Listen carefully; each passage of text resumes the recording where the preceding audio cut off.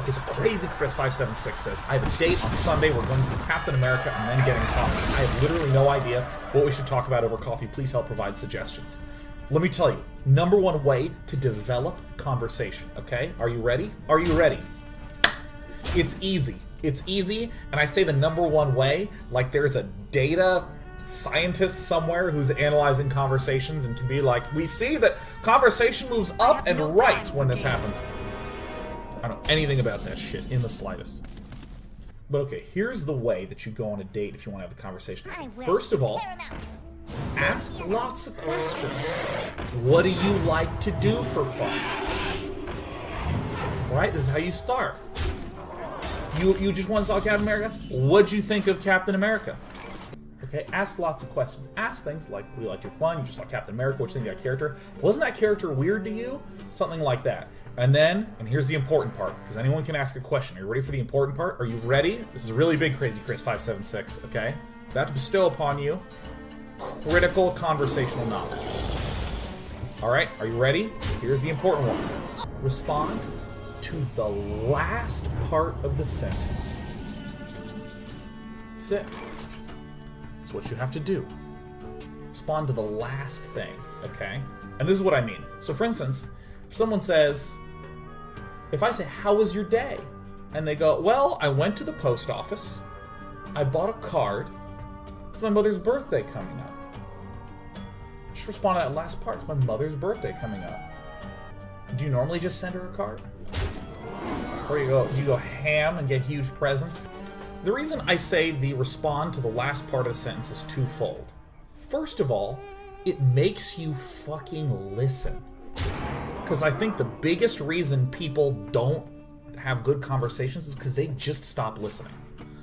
They just stop.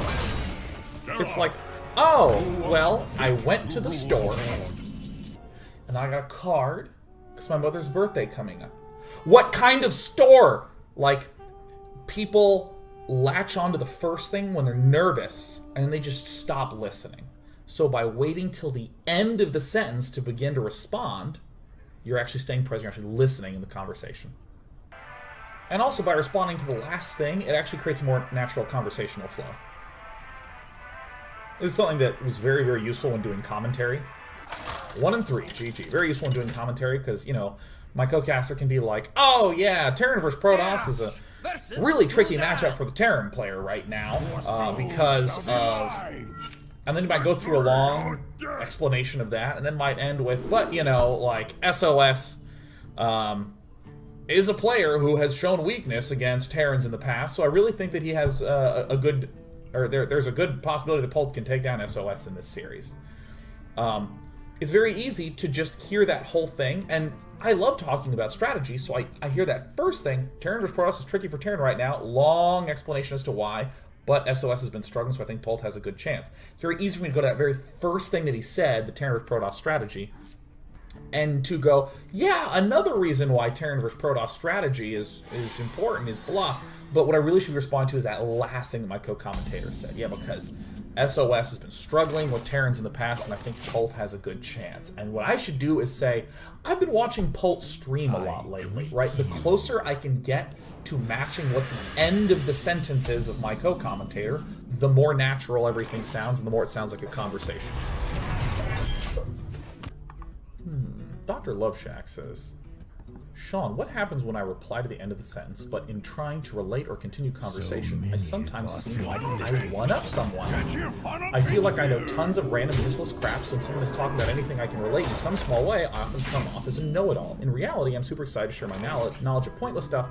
Do you know what I'm talking about? Any suggestions? Here's my understanding of what you're talking about, Dr. Loveshack. It would be something like, you know, what do you like to do? Oh, well, you know, I like what most people like. I like movies, I like watching TV, but sometimes I get really interested in random topics. Like, I've been reading a lot about oceanography lately. Or I watched a documentary about octopuses. And you might respond and say, yeah, that's so interesting. Did you know that the octopus can survive up to 22 hours with no head? Or perhaps more realistically, you just say, oh yeah, no, I've been researching, I know a lot about octopuses. you know there's over 5 million octopi in the world, right? Like, if you end with a fact or a statement that doesn't give a clear follow-up for the other person, it's just awkward. And so what I recommend is it's great to have those facts and to share those things, but then just say some bullshit afterwards. Just say some bullshit that doesn't end with the fact, because I can't think of any fact that has ever been stated that has a really clean follow-up. If you cut the tentacles off an octopi, they writhe around for a really long time. Like, when I was in Korea, my brother took me to a place where they cut off the tentacles of the octopus, they put it on a plate, and they bring it out to you. And the tentacles do this, and you have to eat it with soju, so that way the little sticker things don't get stuck to your throat. Yeah, so it's just this crazy, surreal, gross, interesting, delicious thing. Like, watching my brother, I don't know, try to eat the octopus leg, and he's like, I'm gonna really chew this fucker up. It was awesome.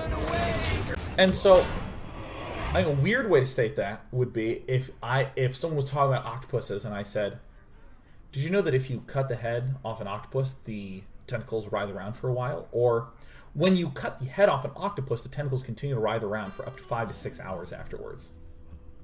You're not giving a hook for the other person to sink their teeth into. If you do something as simple as say, dude,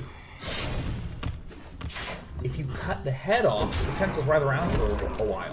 Isn't that gross? Like, that's so, like, just saying, isn't that gross is just so critical. Isn't that gross?